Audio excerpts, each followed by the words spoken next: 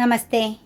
Yesterday night thoughts of your person നമുക്ക് കിട്ടിയിരിക്കുന്ന death കാർഡാണ് കേട്ടോ. വളരെയധികം ഒരു മാറ്റത്തിലേക്ക് വരുന്നു. അതായത് എന്തൊക്കെയാണോ നിങ്ങളുടെ ജീവിതത്തിൽ എൻഡായിട്ട് നിന്നിരുന്നത്, നിങ്ങൾ ഫോക്കസിങ് ചെയ്തത്, നിങ്ങൾ എത്രത്തോളം ആഴത്തിലാണോ ആ ഒരു സിറ്റുവേഷൻസിനെ ചേർത്ത് പിടിച്ചിരുന്നത്, അത് അതുപോലെ നിങ്ങളുടെ ജീവിതത്തിൽ ഡെത്തായിപ്പോയി, എൻഡായിപ്പോയൊരു എനർജിയാണ് കാണുന്നത്.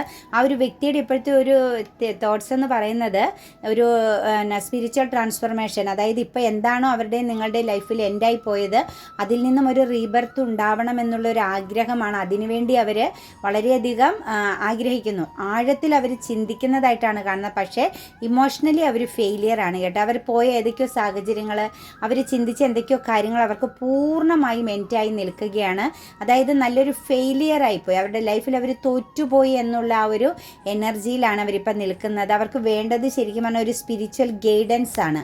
അവർക്കൊരു കൗൺസിലിംഗ് പോലുള്ള ഒരു എനർജിയിലേക്കാണ് ഇപ്പോൾ ഫസ്റ്റ് പോകേണ്ടത് എന്ന് അവർ മനസ്സിലാക്കുന്നുണ്ട്. ഒരു തിരിച്ചറിവ്, അതായത് വിവേകത്തോടു കൂടി കാര്യങ്ങളെ കാണാനും പ്രശ്നങ്ങളെ സോൾവ് ചെയ്യാനുമുള്ളൊരു പവർ അവർക്ക് വേണം. അതിനുവേണ്ടി ഒരു ഗൈഡൻസ് വേണമെന്ന് അവർ ആഗ്രഹിക്കുന്നു. കാരണം നിങ്ങൾ അവർക്ക് മുമ്പിൽ എത്രത്തോളം യാചിച്ചോ, നിങ്ങൾ അവരുടെ പിന്നാലെ എത്രത്തോളം ആഴത്തിൽ ചെന്നിരുന്നോ, ആ ഒരു കുറ്റബോധം അവരെ വളരെയധികം ശക്തമായി വേട്ടയാടുന്ന ഒരു എനർജിയിലാണ് നിൽക്കുന്നത്.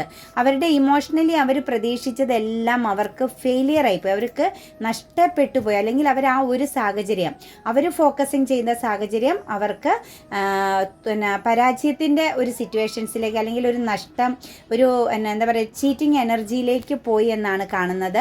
നിങ്ങൾ അവരെ എത്രത്തോളം ശക്തമായിട്ടാണോ ഫോക്കസിങ് ചെയ്ത് അത്രത്തോളം ശക്തമായിട്ട് അവർ മറ്റൊരു സിറ്റുവേഷൻസിനെ ഫോക്കസിങ് ചെയ്തിരുന്നു എന്നാണ് കാണാൻ പറ്റുന്നത്. പക്ഷേ ഇന്ന് അവർ വളരെയധികം നിരാശയോടു കൂടിയും കുറ്റബോധത്തോടു കൂടിയും നിങ്ങൾ അവരെ എത്രത്തോളം സ്വാധീനിച്ചോ, നിങ്ങൾ അവരുടെ പിന്നാലെ എത്രത്തോളം താഴ്മയോട് കൂടി ചെന്നിരുന്നു എന്നുള്ള ആ ഒരു തിരിച്ചറിവ് അവർക്ക് ഉണ്ടായിട്ടുണ്ട്. പക്ഷേ അവർക്കിപ്പം മാനസികമായിട്ടും ഓക്കെ ആവണമെങ്കിൽ അവർക്ക് നല്ല രീതിയിലൊരു ഗൈഡൻസ് വേണം, ഒരു സപ്പോർട്ട് വേണമെന്നുള്ളൊരു എനർജിയിലാണ് അവർ നിൽക്കുന്നത്.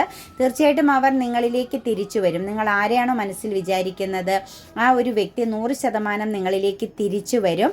പക്ഷേ അൺഎക്സ്പെക്റ്റഡ് ആയിട്ടായിരിക്കാം ആ ഒരു സംഭവം നിങ്ങളുടെ ജീവിതത്തിൽ വരുന്നത്. കാരണം അവർക്ക് കുറച്ച് അവരുടെ ആ ഒരു എനർജി മാറ്റാനുണ്ട്. അവർക്ക് കുറച്ച് തിരിച്ചറിവുകളിലേക്ക് വരേണ്ടതായിട്ട് ഉണ്ട്. പിന്നെ നല്ലൊരു അഡ്വൈസ് അവർക്ക് വേണം. അവർക്കിനി മുന്നോട്ടേക്കൊരു മൂവിങ് ചെയ്യണമെങ്കിൽ നല്ല രീതിയിലൊരു സപ്പോർട്ട് വേണം. അതിനുശേഷം മാത്രം നിങ്ങളിലേക്ക് ആ ഒരു വ്യക്തി വന്നു ചേരും. കുറച്ച് എഫേർട്ട് എടുക്കേണ്ടി വരുന്നു അവരുടെ ജീവിതത്തെ അവർക്ക് കറക്റ്റ് ചെയ്യാനായിട്ട്.